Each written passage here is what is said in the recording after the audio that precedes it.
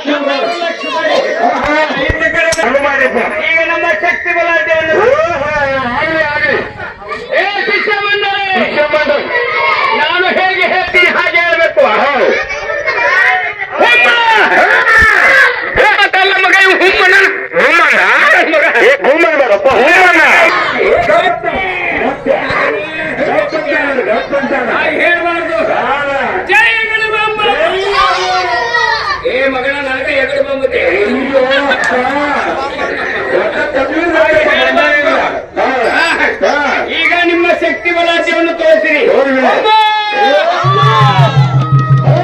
ಮಗ. ಈಗ ನನಗೆ ಗತಿಯಲ್ಲೇ ಗತಿ ಪೂಜೆ ಮಾಡ್ಕೋಬೇಕಾಗಿದೆ. ಸ್ನಾನಕ್ಕೆ ಹೋಗಿ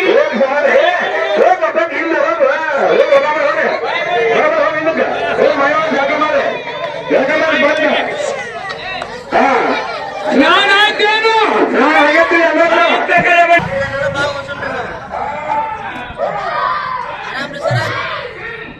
ಆರಾಮಪ್ಪ.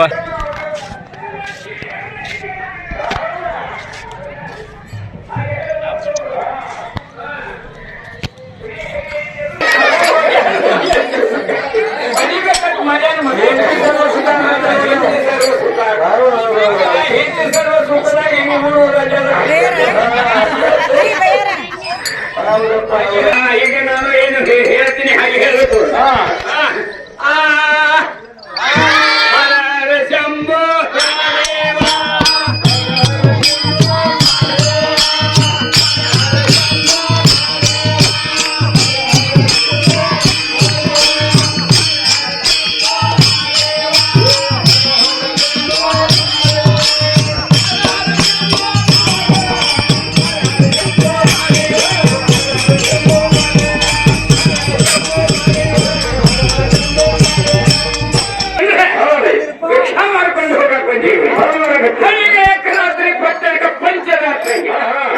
ಭಿಕ್ಷಾ ಮಾಡ್ಕೊಂಡು ಹೋಗೋಣ. ಅದಕ್ಕೆ ಯಾರ್ಯಾರ ಕೇಳಕತ್ತಿರಲ್ಲ ಎದ್ರ ಹುಟ್ಟ್ಯಾರ ಇವರು ಮತ್ತೆ ಹುಟ್ಟ್ಯಾರ. ಪಾರ್ವತಿ ದೇವಿಗೆ ನಿಂತು ಇವತ್ತು ನೋಡುವುದು ಕಟ್ಟಾಗಿತ್ತು. ಶಂಕರ ಪರಮಾತ್ಮ ಹೊಳಿ ನೋಡಿದ. ಹೊಳಿ ನೋಡುವಾಗ ಕೆಳಗೆ ಬಿತ್ತು ಸಮುದ್ರಿತ್ತು.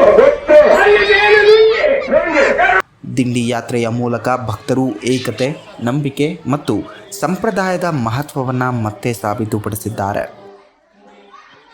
ಮನೋಧನದಿಂದ ಜಾತ್ರೆಯನ್ನು ಮತ್ತು ದಿಂಡಿಯನ್ನು ಸುತ್ತಮುತ್ತಲ ಹಳ್ಳಿಯ ಜನ ಸಂತರು ಭಕ್ತಾದಿಗಳು ತಮ್ಮ ತನುಮನದಿಂದ ಇಲ್ಲಿ ಸೇವೆಯನ್ನು ಸಲ್ಲಿಸಿ ಇದನ್ನು ಪಂಡರಾಪುರ ದಿಂಡಿಯನ್ನು ಪ್ರತಿ ವರ್ಷದಂತೆ ಈ ವರ್ಷವೂ ಉದ್ರಾಪಣೆಯಿಂದ ಮಾಡ್ಯಾರಂತೆ. ನಮ್ಮ 3 ದಿನ ಕಾರ್ಯಕ್ರಮವನ್ನು ಮಾಡಿ ಇವತ್ತು ಮುಕ್ತಾಯಗೊಳ್ಳುತ್ತೆ. ಅದನ್ನೆಲ್ಲ ವಿಜೃಂಭಣೆಯಿಂದ ಮಾಡ್ತಾರಂತ ನಾವು ಹೇಳ್ಬೋದು. ಈ ಮುದೇನೂರು ಗ್ರಾಮದಲ್ಲಿ 20 ರಿಂದ 25 ಮಂದಿ ಕಾರ್ತಿಕ ವಾರಿ ಸಂತರಿದ್ದಾರೆ ಮತ್ತು ಆಷಾಢ ವಾರಿ ತೆಗೆದುಕೊಂಡಿರ್ತಕ್ಕಂಥ ಸಂತರಿದ್ದಾರೆ. ಈ ಎಲ್ಲ ಸಂತರು ಹಾಗೂ ನಮ್ಮೂರಿನ ಸಮಸ್ತ ಗುರು ಹಿರಿಯರು ಅವರು ಏನಿದೆ ಎಲ್ಲರೂ ಧನ ಸಹಾಯ ಆಗಲಿ, ಧಾನ್ಯ ಸಹಾಯ ಆಗಲಿ, ಯಾರು ಅಕ್ಕಿ ಕೊಡಿಸ್ತಾರ ಎಲ್ಲ ಕೊಡಿಸ್ತಾರ. ಪ್ರತಿ ವರ್ಷದಿಂದನೂ ಈ 20 ವರ್ಷ ಕೂಡ ನಮ್ಮೂರು ಜನ ಯಾವುದಕ್ಕೂ ಗುರು ಹಿರಿಯರು ಯಾವುದಕ್ಕೂ ಏನು ಇಲ್ಲ ಅನ್ನೋದಿಲ್ಲ. ನಮ್ಮೆಲ್ಲ ಸಂತರಿಗೆ ಪ್ರೋತ್ಸಾಹ ಕೊಟ್ಟು ಹೊರಸ್ಥಳದಿಂದ ಬಂದಂಥ ಸಂತರು ಕೂಡ ಈ ಪಾಂಡುರಂಗನ ಭಜನೆಯನ್ನು, ಕೀರ್ತನೆಯನ್ನು ಅತಿ ವಿಜೃಂಭಣೆಯಿಂದ ರಾತ್ರಿ ಕೂಡ ಪಾರಾಯಣ ಮಾಡುತ್ತಾ ಒಳ್ಳೆಯ ವಿಜೃಂಭಣೆಯಿಂದ ನಡೆಸಿಕೊಂಡು ಬರಕತ್ತೀವಿ. ಒಂದು 20 ವರ್ಷ ಆಯಿತು. ಎಲ್ಲ ರೀತಿ ಒಳ್ಳೆಯ ಪಾಂಡುರಂಗ. ಇದೇ ರೀತಿಯ ನಿರಂತರ ಅಪ್ಡೇಟ್ಗಳಿಗಾಗಿ ನೋಡ್ತಾ ಇರಿ ಜನಶ್ರೀ ನ್ಯೂಸ್.